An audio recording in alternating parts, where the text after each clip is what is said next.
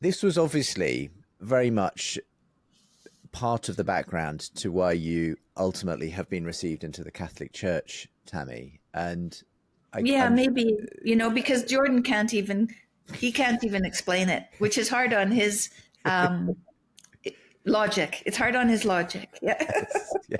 When you saw Tammy's newfound faith and now her conversion to the Catholic Church, Her deepened faith. deepened faith.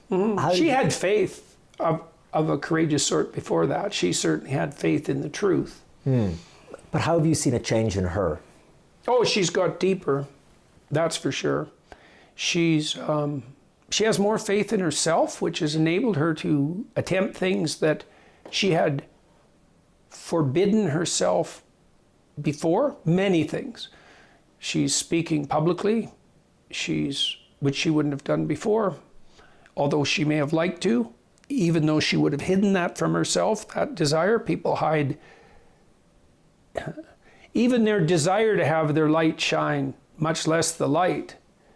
They hide that from themselves, and that's lack of faith. They're afraid that if they admitted to the ambition and pursued it, it would come to naught. She's less troubled in her soul. That's a good way of putting it. She's recovered that state of childhood that Christ associates with the kingdom. And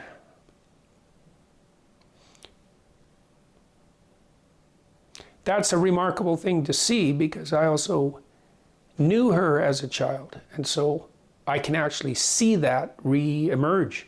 And that's quite the bloody miracle, that is. You've obviously been willing to see the hand of God in some of these things, these coincidences and so on, even in very challenging times.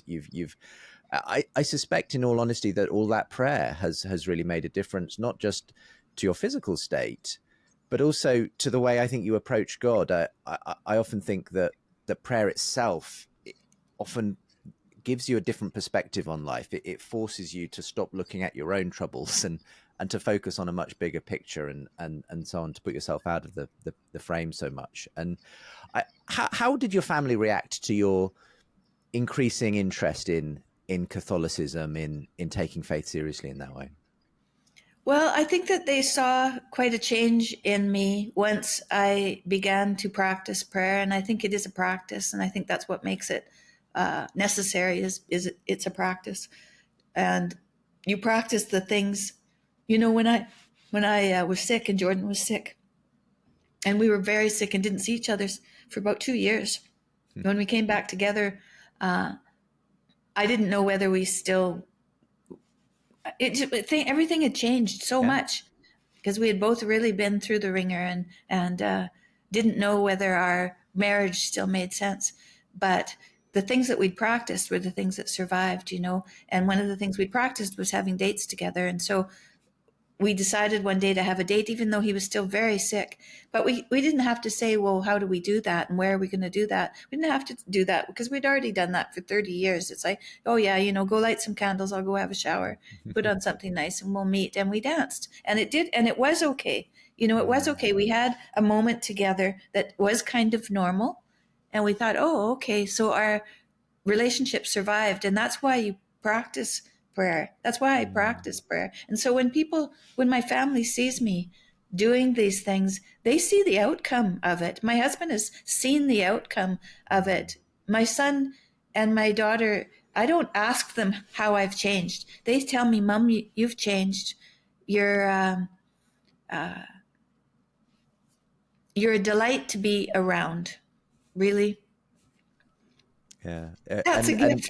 Yeah, absolutely. I mean, the proof is in the pudding, as they say. It's the fruits. It's the fruit. By their fruits you shall know them. And in that sense, it's one thing to say I'm a Christian or I practice prayer, but obviously it's once people see the real change in people's lives that makes the difference. I mean, you've already referenced that Jordan Peterson himself was going through some extraordinary health challenges. This really came hot on the heels of your own diagnosis. As you say, he was already, obviously suffering even at the time you were going through your own thing. what emerged was that there was a sort of addiction to unwitting addiction to anti-anxiety medication that really was, it really forced him out of any kind of public role for, I suppose, the best part of a year and a half to nearly 2 years, actually. Yeah. And that itself obviously must have been incredibly difficult for the family. I mean, it must have felt like everything was sort of, after this extraordinary explosion onto the public stage, suddenly everything was sort of collapsing around you. There were all these challenges and so on. How did you deal with that yourself? How did the whole family deal with that? I mean, do you see God's hand in any way in all of these ups and downs that the family has gone through in the last several years? No, I think I always see God's hand in everything now, but I had been practicing. It was very strange, right? It was a very strange time because first of all, I became sick and then I had this experience that was very religious when I felt the weight of the world leave me and I felt filled with love, really, and peace. And that was a moment of surrender. That moment was my first moment of surrender, I would say. And so, but then there were many moments of surrender as I went through my illness. And so by the time I was out of the hospital and Jordan was in the hospital, my life was about surrendering. And so I was surrendering to his troubles as well. And he knew that. And so did my family know that. And so whenever they talked to me, then it was, I was just, God's will bring us through this. However we need to, however it comes out, it's not in our hands. And so I think there was a lot of struggle, right? There was a lot of struggle, but I wasn't struggling. I wasn't struggling at all. And I wasn't struggling for Jordan either. I had accepted that he had a cross to bear.